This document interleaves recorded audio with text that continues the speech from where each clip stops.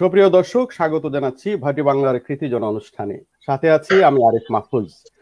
প্রাকৃতিক সৌন্দর্য আর জীববৈচিত্র্য ও সবুজের সমারোহে ভরপুর আমাদের ভাটি বাংলা জামালগঞ্জ তাহিরপুর ধর্মপাশা।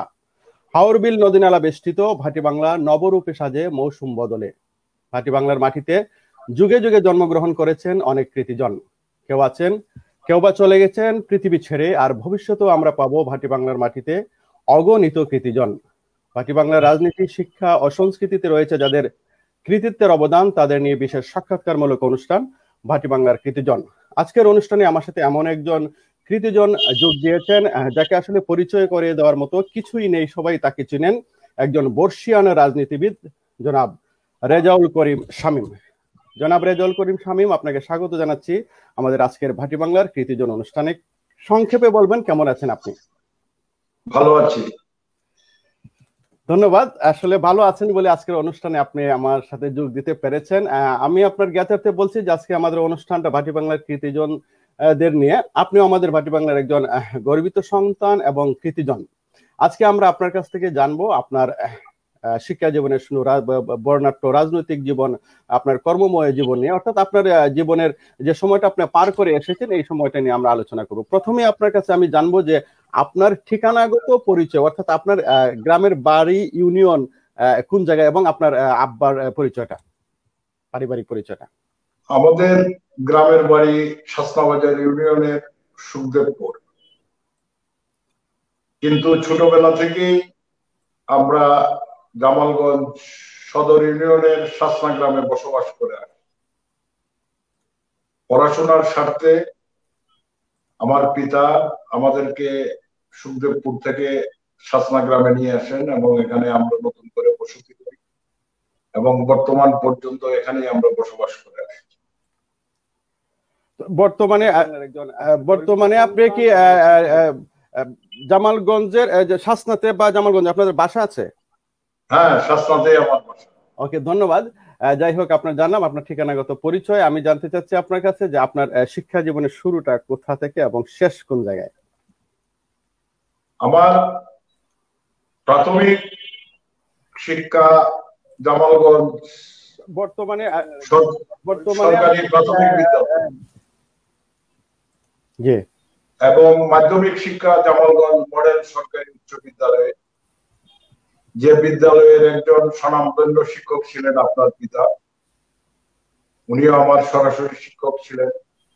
এবং জামালগঞ্জ মডেল সরকারি উচ্চ বিদ্যালয় থেকেই আমি এসএসসি পাস করি কৃতিত্বের সহিত। পরবর্তীতে আমি সিলেটের এমসি কলেজে ভর্তি হই, বর্তমানে যেটা সিলেট সরকারি কলেজ। এবং এখান থেকে আমি এইচএসসি পরীক্ষা দেওয়ার কথা ছিল, কিন্তু 1975-এর 15ই আগস্ট বঙ্গবন্ধুর নির্মম হত্যাকাণ্ডের পর আমার পিতা গ্রেপ্তার হওয়ার কারণে যথাসময়ে আমি এইচএসসি পরীক্ষা দিতে পারিনি। পরবর্তীতে ঢাকার আবুজর গিফারি কলেজ থেকে আমি এইচএসসি পাস করি। তাহলে তো দেখা যাচ্ছে যে আপনি অনেক জায়গায় লেখাপড়া করেছেন। ধন্যবাদ। আপনার সবচেয়ে বড় বিষয় যেটা আপনার জীবনের, যে আপনি একজন অনেক পুরনো প্রবীণ রাজনীতিবিদ, অর্থাৎ এক একটা মানুষের রাজনীতির এক একটা সময় থাকে, হয়তো হঠাৎ করে বা প্রথম দিকে বা মাঝখানে, কিন্তু আপনার জীবনের শুরুটাই আমরা দেখে আসছি যে এই পর্যন্ত আপনি রাজনীতির মধ্যেই কাটিয়ে দিয়েছে, এবং একটা আদর্শের মধ্যে, যেটা হচ্ছে আপনার আওয়ামী লীগের রাজনীতির সাথে আপনি জড়িত, এবং বর্তমানে আপনি সুনামগঞ্জ জেলা আওয়ামী লীগের সভাপতি, অতীতে সুনামগঞ্জে জেলা আওয়ামী লীগের সাংগঠনিক সম্পাদক ছিলেন, বিভিন্ন পদে ছিলেন। আমি জানতে চাইবো যে আপনার আসলে রাজনীতির শুরুটা কিভাবে, কোথা থেকে? আমার 1970-এর নির্বাচনে আমি যখন স্কুলের ছাত্র, ওই সময়ই বঙ্গবন্ধুর নৌকা প্রতীকের মিছিল মিটিং এ আমি যোগদান করি। 1971-এর স্বাধীনতা সংগ্রামের সময় আমি নবম শ্রেণীর ছাত্র ছিলাম। স্বাধীনতার পর প্রথম জামালগঞ্জ সরকারি মডেল উচ্চ বিদ্যালয়ে ছাত্রলীগের শাখা গঠিত হয়। সেই সময় আমি জামালগঞ্জ মডেল সরকারি উচ্চ বিদ্যালয়ে ছাত্রলীগের সাধারণ সম্পাদক হিসাবে অধিষ্ঠিত হই। এই এসএসসি পাশের পর আমি যখন সিলেট এমসি কলেজে ভর্তি হই, তারপরে ছাত্রলীগের রাজনীতির সঙ্গে ওতপ্রোতভাবে জড়িত হই এবং সিলেট এমসি কলেজ ছাত্রলীগের আমি সাধারণ সম্পাদক সভাপতি নির্বাচিত। পরবর্তীতে জামালগঞ্জ উপজেলা ছাত্রলীগেরও সাধারণ সম্পাদক হিসাবে আমি দায়িত্ব পালন করি। ওই সময়ে আমি সুনামগঞ্জ জেলা ছাত্রলীগের কার্যনির্বাহী কমিটির সদস্য হিসাবে নির্বাচিত। ধন্যবাদ। তাইলে দেখা যাচ্ছে যে আপনি আরো কিছু বলবেন? আমি আপনাকে ঠিক আছে, ছাত্র জীবনে যে ছাত্র রাজনীতির সময়টা আপনি বলেছেন যে আসলে আপনি কোন কোন জায়গায় ছাত্র রাজনীতির সাথে সম্পৃক্ত ছিলেন এবং কি কি পদে আপনি বহাল ছিলেন। বিশেষ করে দেখা যাচ্ছে যে আপনি যখন ছাত্রলীগের রাজনীতি শুরু করেন এরপর থেকে আপনি আর কোনো দল বদল করেন নাই, আপনি একই আদর্শের মধ্যে আছেন। ধন্যবাদ। আমি আসলে কিছু বিষয় আমাদের আলোচনা করার আসলে কথা, সেটা হচ্ছে যে আমার হিসাব মতে যে আমি আপনার এলাকারই সন্তান, অর্থাৎ সুনামগঞ্জ 1 আসনের অন্তর্গত, আপনার একেবারে কাছে আমার জামালগঞ্জ ভীমখালী ইউনিয়নে আমার নোয়াগাঁও গ্রামে আমার বাড়ি। সো পারিবারিকভাবেও আপনাদের সাথে আমাদের পরিচিতি আছে। আমরা ছোটবেলা থেকে এই পর্যন্ত দেখে এসেছি যে রেজাউল করিম শামীম মানে একটা বড় বিষয়, এখন বড় নেতা। আমি প্রশ্নটা শেষ করি। দেখা যাচ্ছে যে আমাদের এক্সপেকটেশন অর্থাৎ প্রত্যাশা অনেক অনেক বছর আগেই ছিল যে আপনার মতো একজন নেতাই সুনামগঞ্জ 1 আসন থেকে সংসদে আপনি যাবেন, আমাদের নেতৃত্ব আপনি দিবেন। কিন্তু আমরা বারবার দেখেছি যে আপনি এই জায়গাটাতে পৌঁছাতে এত বড় একজন নেতা হয়ে, জেলা পর্যায়ে একজন বড় নেতা হয়ে, আপনাকে বিশেষ করে আমাদের অনেক বড় একজন নেতা প্রয়াত আব্দুস সামাদ আজাদ আপনাকে সে রেকগনাইজ করে গেছেন, কিন্তু আপনাকে ওই পর্যায়ে আমরা দেখতে পাইনি কেন? এখানে বাধাটা কোথায়? ধন্যবাদ। আমি কিন্তু বেশ কয়েকবার সুনামগঞ্জ 1 আসনে দলীয় মনোনয়নের জন্য আমি মাননীয় সভানেত্রীর কাছে মনোনয়ন প্রত্যাশা করে মনোনয়ন পত্র জমাও দিয়েছি। আমার দুর্ভাগ্য সবচেয়ে বড় যেটা জিনিস, সুনামগঞ্জ জেলা আওয়ামী লীগে আপনি ভালোভাবে অবগত আছেন, দীর্ঘদিন যাবৎ দলীয় কুন্দল ছিল এবং এই কুন্দলের কারণে মূলত যথাসময়ে যথাস্থানে আমি কিন্তু অধিষ্ঠিত হতে পারিনি।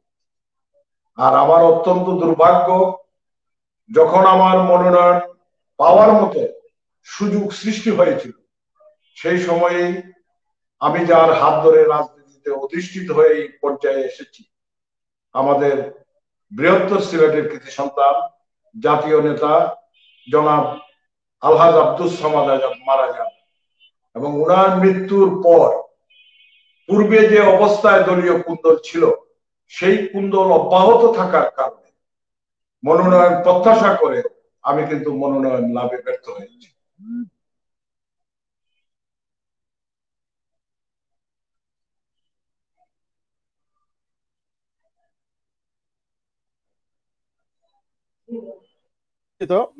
ধন্যবাদ। আমি যেটা বুঝতে পারলাম যে আপনি রাজনীতির শিকার হয়েছেন, আপনাকে দলীয় কুন্দলের মাধ্যমে বিভিন্ন ভাবে আপনাকে দামিয়ে রাখা হয়েছে যাতে আপনি উপরে না উঠতে পারেন, এরকম একটা বিষয় কাজ করছে। কিন্তু আমার প্রশ্ন হচ্ছে যে আপনি বিভিন্ন সময় দেখা গেছে যে, আমি আগেই বলে নিচ্ছি আপনার প্রতি পূর্ণ শ্রদ্ধা রেখে, আপনি আমাদের এলাকার একজন অত্যন্ত বড় রাজনীতিবিদ বলে আমরা মনে করি এবং সমাজ মনে করে, সুশীল সমাজ মনে করে, সাধারণ জনগণ মনে করে।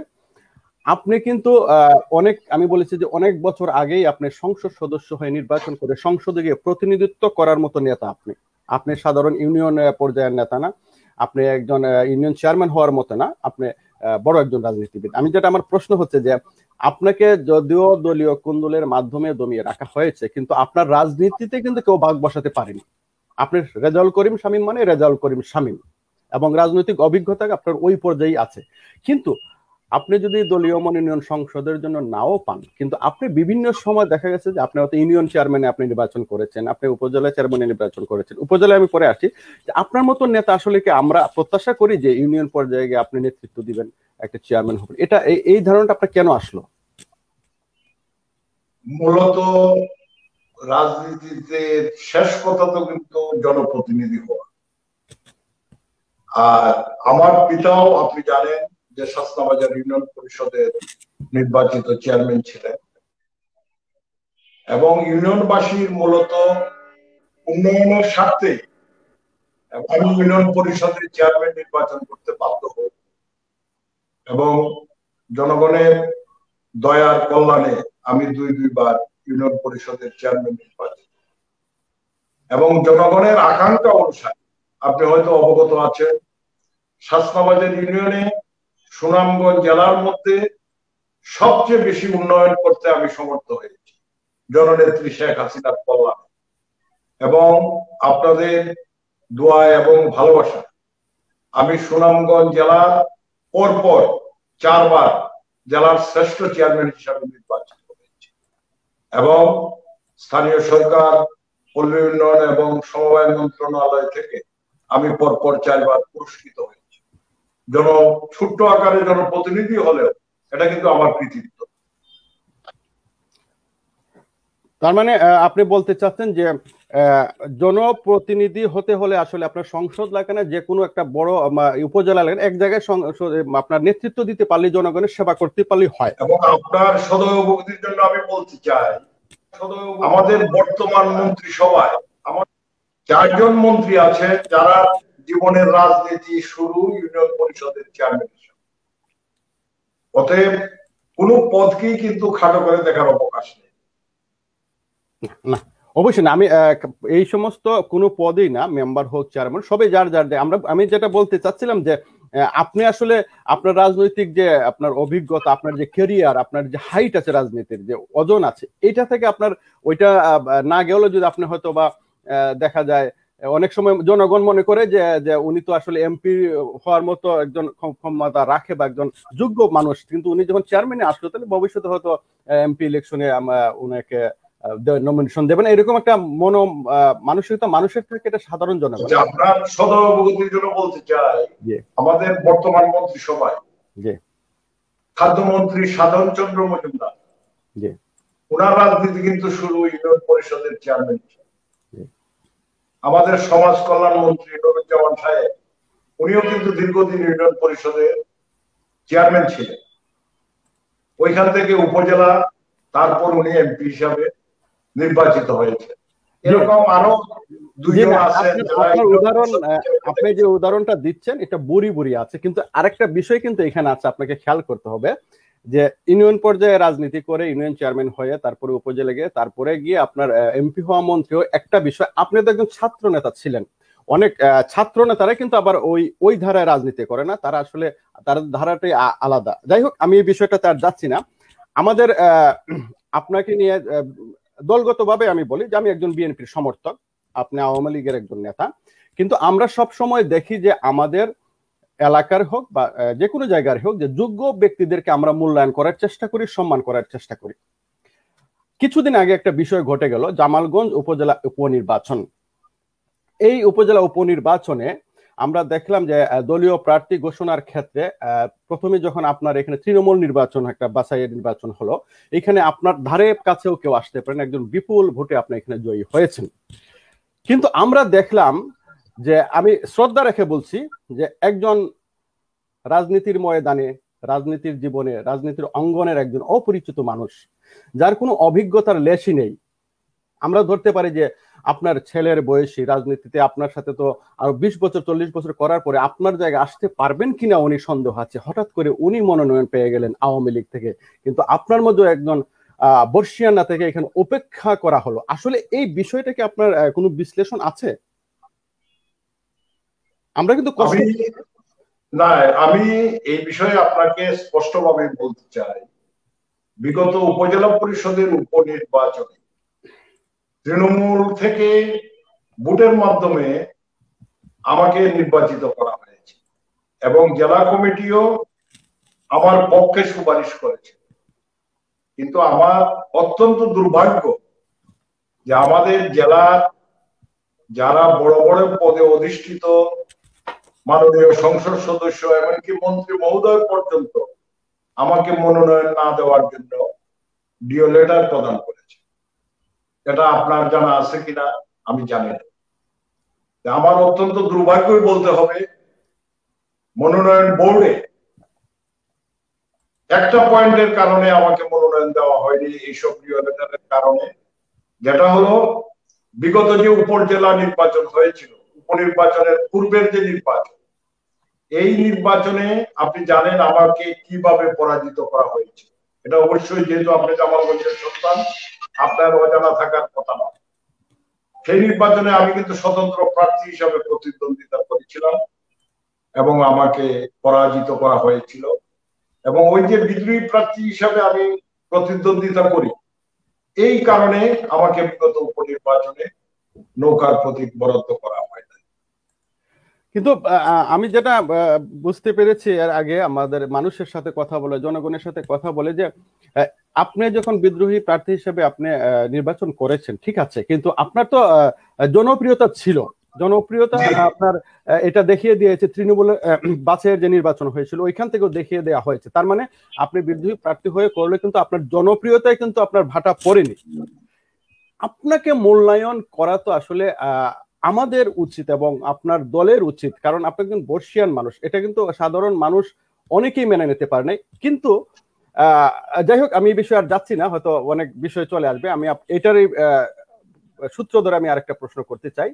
আপনি নির্বাচনকালীন সময় আপনাকে দলীয় প্রার্থীর প্রচার প্রচারণায় আপনাকে নির্বাচনী মাঠে আপনাকে দেখা যায় নাই। অনেকেরই ধারণা, আপনি অনেক মানুষের ধারণা বা কথা হয়েছে, কথাবার্তা মানুষ বলেছে, সাধারণ মানুষ হোক বা আপনার অপছন্দের মানুষ হোক আর পছন্দের মানুষ, এক ধরনের মানুষ আছে যারা গসিপ করে সবসময়, বলেছে যে রেজাউল করিম শামীম নমিনেশন পান নাই, এই জন্য নির্বাচনী প্রচার প্রচারণা থেকে উনি বিরত থেকে উনি ঢাকায় গিয়ে বসে আছেন। আসলে কি আপনি ইচ্ছাকৃতভাবে এই ধরনের আপনার দূরে থাকার ইয়াটা ছিল? মূলত আমি শারীরিক এবং মানসিক ভাবে অসুস্থ ছিলাম। সবচেয়ে বড় যেটা হয়তো জানেন, বিগত ডিসেম্বরে আমি রোড অ্যাক্সিডেন্টে আমার কিন্তু বাঁ হাত ভেঙে যায় এবং এটার চিকিৎসা দীর্ঘদিন ধরে আমার চলছে। আর দ্বিতীয়ত, আমি উচ্চ রক্তচাপ এবং ডায়াবেটিসের একজন রোগী। চিকিৎসার জন্য আমি দীর্ঘদিন ঢাকায় ছিলাম, যেমন এখনো আমি ঢাকায় আছি। এই কারণেই আমি নির্বাচনী সময়ে এলাকায় যেতে পারিনি। কিন্তু আমার যত কর্মী, সমর্থক, শুভাকাঙ্ক্ষী সবাই কিন্তু দলীয় সিদ্ধান্ত মেনে নৌকার পক্ষে প্রকাশ্যেই তারা কাজ করেছে এবং নৌকাকে বিজয়ী করার জন্য যতটুকু তাদের করণীয় তারা পালন করেছে। ধন্যবাদ। তার মানে আপনি অসুস্থতার কারণে আপনি আসতে পারেন, আমরাও জানি, বা অনেকে বলেছে, আবার কিছু কিছু মানুষ আছে বলেছে যে আপনি অসুস্থ ছিলেন এই জন্য আপনি আসতে পারেন না, কিন্তু আপনার নির্দেশে নেতা কর্মীরা কাজ করেছে সেটা আমরা দেখতে পেয়েছি, যার জন্য আপনারা বিপুল ভোটে জয়ী হয়েছেন, আপনাদের প্রার্থী জয়ী হয়েছেন। আমি যাচ্ছি পরবর্তী প্রশ্ন। আসলে প্রশ্নের কিছু নেই, আমরা আলোচনা করছি। বর্তমানে তো আপনার নির্বাচন একটা গেল, আপনি আছেন রাজনীতির মাঠে, আপনি আছেন, রাজনীতি করছেন, এবং আপনার এই রাজনীতিক ক্যারিয়ার আরো সুদূর ভাবে আরো অনেক জায়গায় পৌঁছবে, অনেক বড় একটা জায়গায় পৌঁছবে। আমার প্রশ্ন হচ্ছে যে আগামী নির্বাচন যখন আসবে 2024 সালে সংসদ নির্বাচন, ওইখানের জন্য আপনার প্রত্যাশা কি বা আপনার প্রস্তুতি কি, বা আপনি কি চান যে নমিনেশন চান কিনা দল থেকে? আপনার যেহেতু রাজনীতি করার শেষ টার্গেট জনপ্রতিনিধি হওয়া, আর দীর্ঘদিন যেহেতু আমি ছাত্র রাজনীতি থেকে শুরু করে অদ্যাবধি বঙ্গবন্ধুর আদর্শে জননেত্রী শেখ হাসিনার নেতৃত্বে বাংলাদেশ আওয়ামী লীগের রাজনীতির সঙ্গে জড়িত, এবং রাজনীতিক ক্যারিয়ার যদি মূল্যায়ন করা হয়, দুঃসময়ে 1975-এর 15ই আগস্টের পর দুঃসময়ে যারা আমাদের নির্বাচনী এলাকায় বাংলাদেশ আওয়ামী লীগের হাল ধরেছিলেন, তার মধ্যে কিন্তু আমার নাম সর্বাগ্রে আসবে। সেই হিসাবে আমি অবশ্যই আশা পোষণ করি যে আগামী যে দ্বাদশ সংসদ নির্বাচন হবে, সেই নির্বাচনে সুনামগঞ্জে এক নির্বাচনী এলাকা থেকে আমি অবশ্যই নৌকার প্রার্থী হওয়ার দৃঢ় প্রত্যাশা ব্যক্ত করি। আরেকটি আকাঙ্ক্ষা আমাদের, আপনি যেহেতু জামালগঞ্জের সন্তান, দীর্ঘদিন যাবৎ সংসদে জামালগঞ্জের কোন প্রতিনিধি কিন্তু, যে দলেরই হোক, জামালগঞ্জের প্রতিনিধি কিন্তু কেউ সংসদ সদস্য হিসাবে নির্বাচিত হতে পারেন নাই। জনগণের সেই প্রত্যাশা পূরণের জন্য আমি আপ্রাণ প্রচেষ্টা চালিয়ে যাব, যাতে 2024 যে সংসদ নির্বাচন দ্বাদশ, সেই নির্বাচনে যাতে আমি নৌকার প্রার্থী হয়ে নির্বাচনে প্রতিদ্বন্দ্বিতা করতে পারি। ধন্যবাদ। আপনার আশা আছে যে আপনি নির্বাচনে প্রতিদ্বন্দ্বিতা করবেন, আপনার সেই যোগ্যতাও আছে। আপনি একটা কথা বলে গেছেন অত্যন্ত খুব সুন্দর, এটা আমাদের মনেও দাগ কাটে, আমরাও বলি।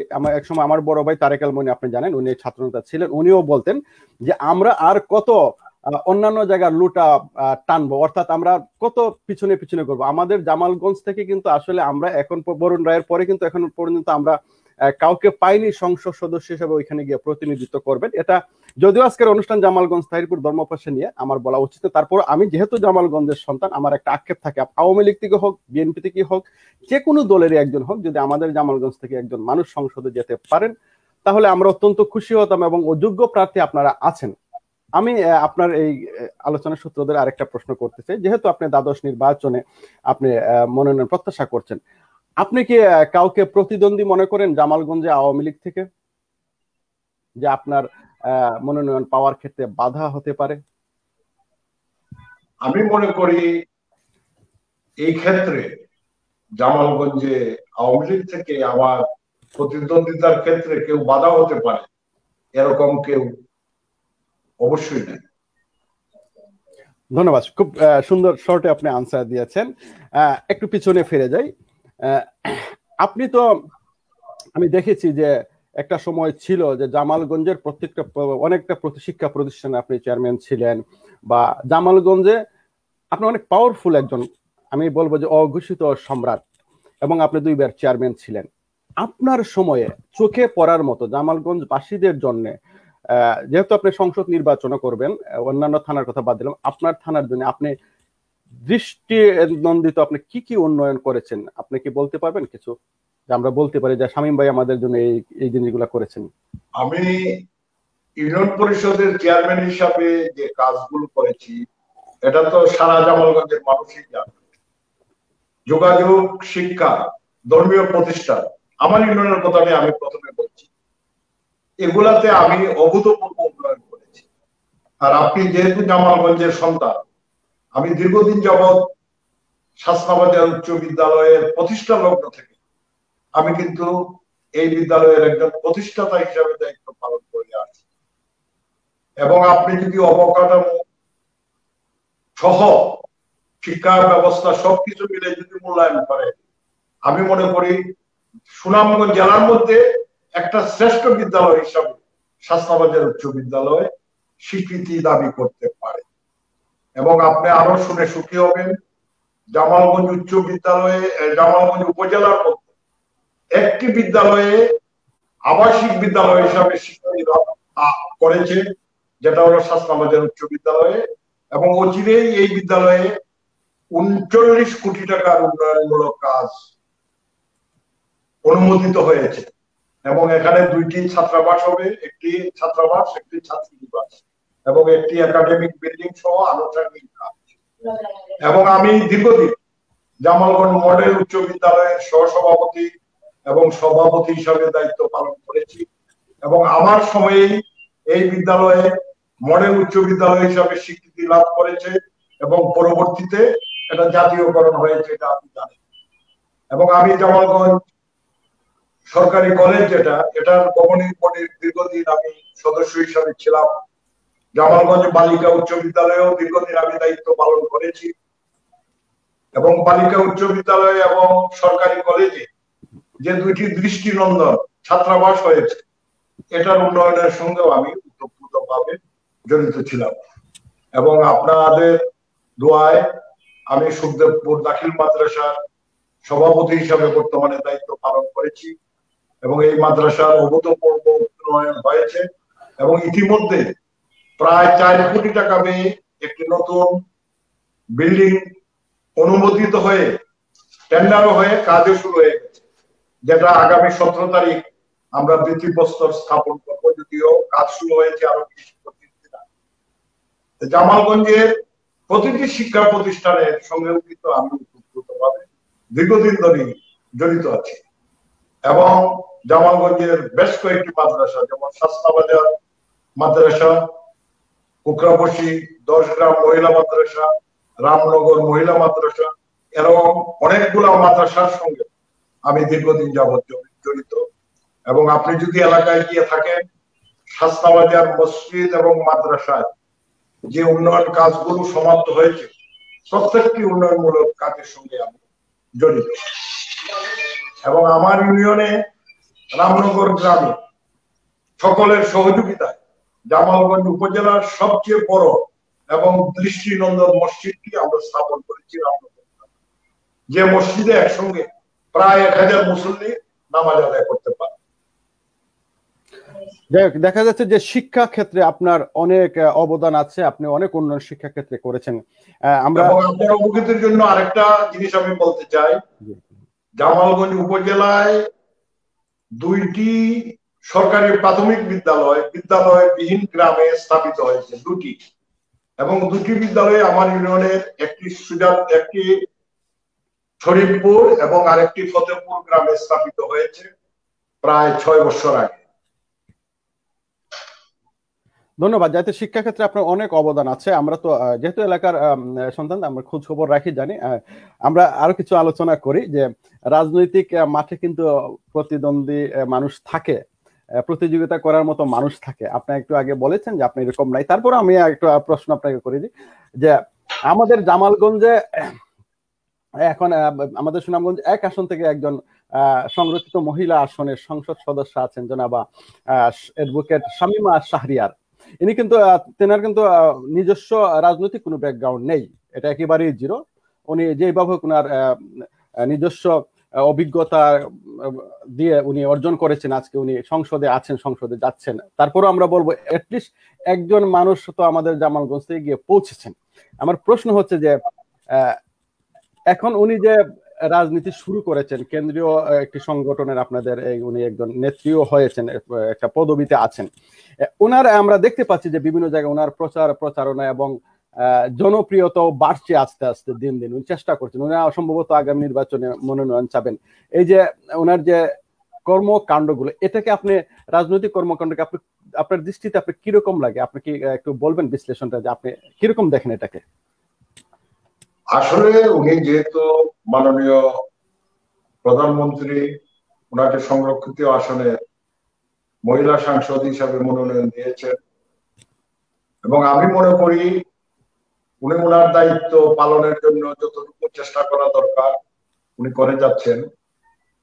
এবং নেত্রী যদি চান, উনার প্রতি সদয় হন, অবশ্যই উনাকেও মনোনয়ন দিতে পারে। সেই ব্যাপারে তো আমাদের আপত্তি বা বিরোধিতা করার কোনো কারণ নেই। ধন্যবাদ, আপনি সুন্দর উত্তর দিয়েছেন। আমি আসলে এত ডিপ উত্তরও চাই না, যে আমি জাস্ট জানতে চেয়েছিলাম যে আপনার দৃষ্টিতে কেমন, কারণ আপনারা তো দীর্ঘদিন যাবত রাজনীতি করতে করতে করতে করতে জীবনটাকে পার করে দিয়েছেন। আবার দেখা যায় হঠাৎ করে উনি এসেও কিন্তু ভালো করছেন। আমরা চাই আপনিও ভালো করুন, উনিও ভালো করুন। আমাদের আরো কিছু প্রশ্ন আছে, আমাদের সময় আসলে 40 মিনিট, আমাদের আরো 12 মিনিট সময় আমাদের হাতে আছে। বর্তমান সময়ে যে আমাদের সংসদ সদস্য মোয়াজ্জেম হোসেন একাধারে সংসদ সদস্য আছেনই, সো আপনার দৃষ্টিতে উন্নয়নটা কতটুকু হয়েছে? আমাদের কি আশানুরূপ উন্নয়ন হচ্ছে বা হওয়ার আশঙ্কা আছে ওনার দ্বারা? কি কি উন্নয়ন হয়েছে বলুন প্লিজ।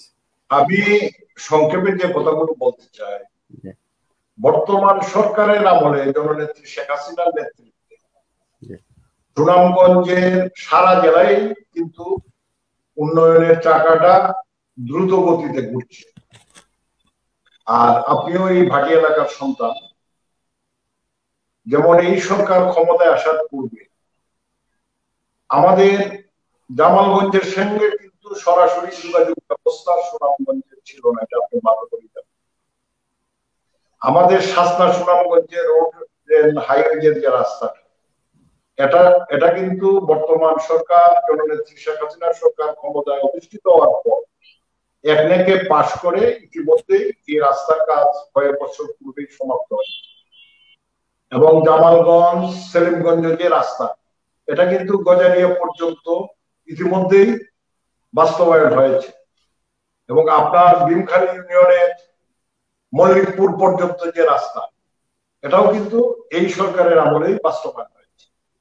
এবং জামালগঞ্জ সরকারি উচ্চ কলেজ, এবং গার্লস হাই স্কুলে যে দুটি দৃষ্টিনন্দন ছাত্রাবাস হয়েছে এটাও কিন্তু এই সরকারের আমলে হয়েছে। এবং আরো শিক্ষা প্রতিষ্ঠানের যে উন্নয়ন, আপনি ইতিমধ্যেই ভীমখালী উচ্চ বিদ্যালয়, নবীনচন্দ্র উচ্চ বিদ্যালয় কুজারগাঁও, সেলিমগঞ্জ উচ্চ বিদ্যালয়, জামালগঞ্জ বালিকা উচ্চ বিদ্যালয়ে প্রত্যেকটিতে একটি করে 4 তলা বিদ্যালয় ভবনের টেন্ডার হয়েছে এবং 2-1টিতে কাজ ইতিমধ্যেই শুরু হয়ে গেছে। জামালগঞ্জ সরকারি মডেল উচ্চ বিদ্যালয়ে একটি দৃষ্টিনন্দন বিল্ডিং কিন্তু ইতিমধ্যেই স্থাপন করা হয়েছে। এগুলো গেল শিক্ষা ক্ষেত্রে। এবং যোগাযোগ ক্ষেত্রে আমি যখন এই সরকার যখন ক্ষমতায় আসে এবং আমি চেয়ারম্যান নির্বাচিত হওয়ার পর আমার ইউনিয়নে 1 কিলোমিটার পাকা রাস্তা ছিল শাসনাবাজার, এটা আপনারা ভালো করে জানার কথা। শাসনাবাজার থেকে ফতেপুর পর্যন্ত শুধু পাকা রাস্তা ছিল। কিন্তু বর্তমানে আমার ইউনিয়নের, আমি শুধু আমারটাই করি, আমার ইউনিয়নের শাসনাবাজার থেকে রামনগর হয়ে রাধানগর পর্যন্ত ইতিমধ্যে কিন্তু পাকা রাস্তা সমাপ্ত করা হয়েছে। এবং আরেকটি রাস্তা হয়েছে ফাজিলপুর থেকে সুখদেবপুর পর্যন্ত। এবং অসংখ্য ব্রিজ, কালভার্ট এগুলো কিন্তু ইতিমধ্যেই নির্মাণ করা হয়েছে। যদিও চাহিদার তুলনায় সবকিছু এখনো সমাপ্ত হয় নাই, তবে জামালগঞ্জ মানুষের দীর্ঘদিনের যে প্রত্যাশা, শাসনাবাজার জামালগঞ্জের মধ্যে যোগাযোগের যে জামালগঞ্জ ব্রিজ, এই ব্রিজটা কিন্তু ইতিমধ্যেই অনুমোদন হওয়ার দ্বার প্রান্তে আছে। হয়তো যে কোনো সময়ে একটাকের মিটিং এ এটা উঠবে এবং উঠার পরে অনুমোদন হবে। এবং আরো কিছু ভালো ভালো প্রকল্প ইতিমধ্যেই অনুমোদনের অপেক্ষায় আছে। আরো উন্নয়নমূলক কর্মকাণ্ড হবে, এটা আমি দৃঢ়ভাবে বিশ্বাস করি। ধন্যবাদ। আমাদের উন্নয়ন হচ্ছে, আমরা দেখছি। আমরা তো আগেও দেখেছি, আমরা ছোটবেলায় দেখেছি আমাদের রাস্তাঘাটের অবস্থা এখন তো আমাদের বেশ উন্নত।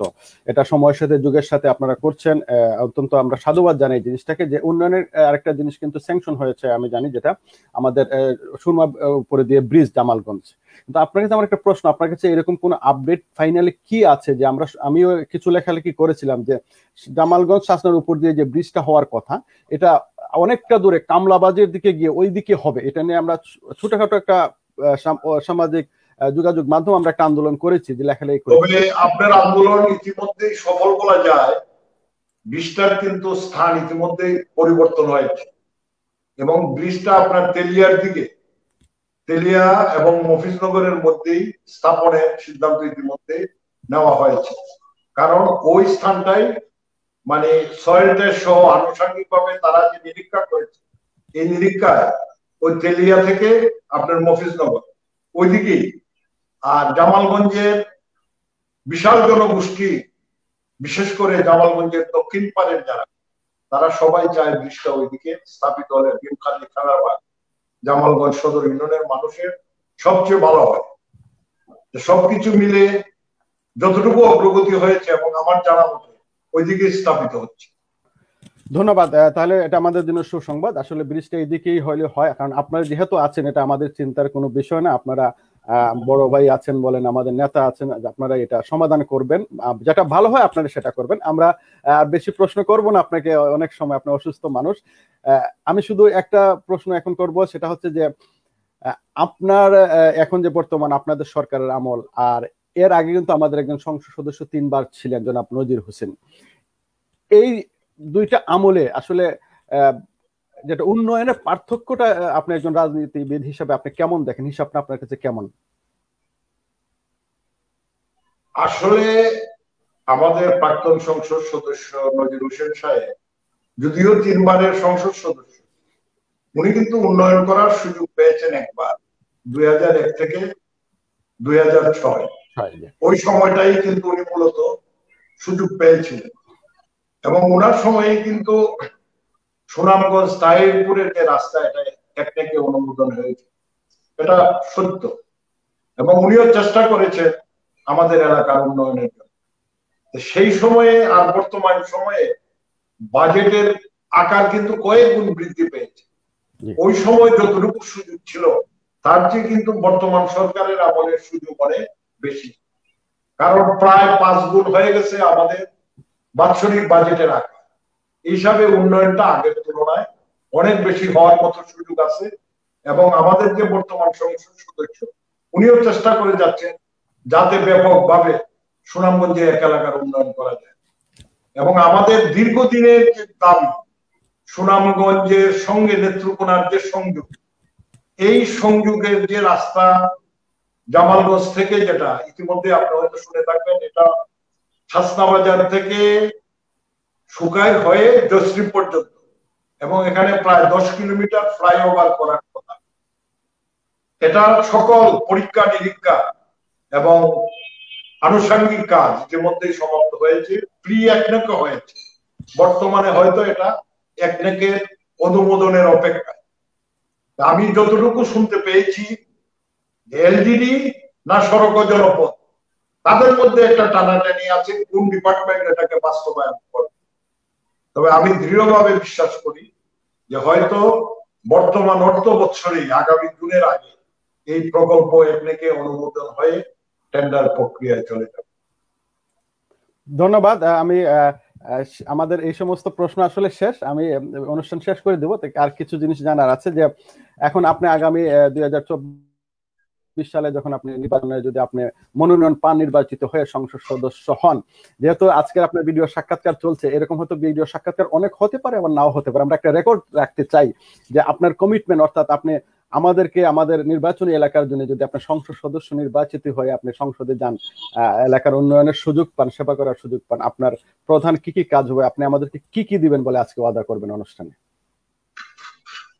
আল্লাহ তাআলা যদি আপনাদের জনগণের দোয়া এবং দয়ায় আমাকে এই সেবা করার সুযোগ দান করে, যেহেতু তুলনামূলকভাবে আমাদের ভাটি অঞ্চল হিসাবে আমাদের এই এলাকা প্রচলিত, এই ভাটি অঞ্চলের যোগাযোগ, শিক্ষা, স্বাস্থ্য এবং দারিদ্র বিমোচন, এই কাজগুলো যাতে দ্রুত গতিতে জনগণের আকাঙ্ক্ষা পূরণের লক্ষ্যে বাস্তবায়িত হয়, সেই ব্যাপারে আমি আপ্রাণ প্রচেষ্টা চালিয়ে যাব। এবং দীর্ঘদিন যেহেতু জামালগঞ্জের কোন জনপ্রতিনিধি সংসদে যেতে পারেননি, সেই হিসাবে জামালগঞ্জের মানুষের আশা আকাঙ্ক্ষা অত্যধিক।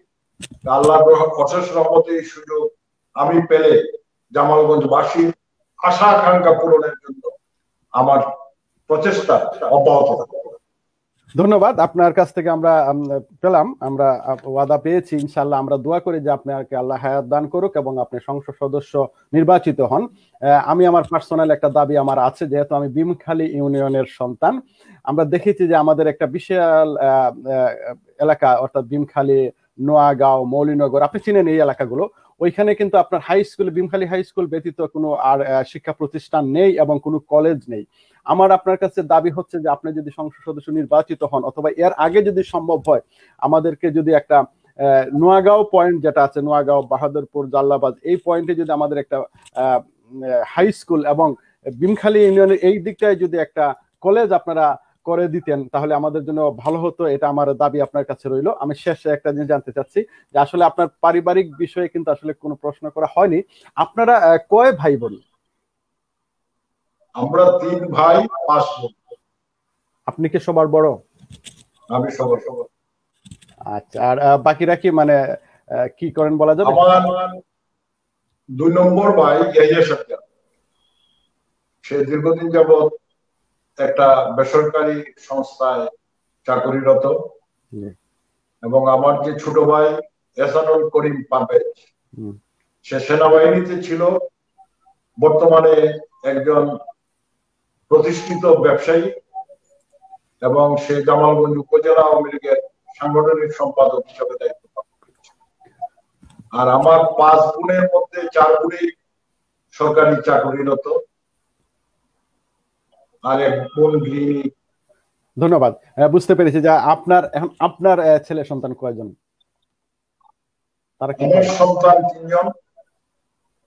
আমার বড় ছেলে পড়াশোনা শেষ করে, সেও মাস্টার্স কমপ্লিট করেছে, সে পড়াশোনা শেষ করে ব্যবসা করতেছে এলাকায়।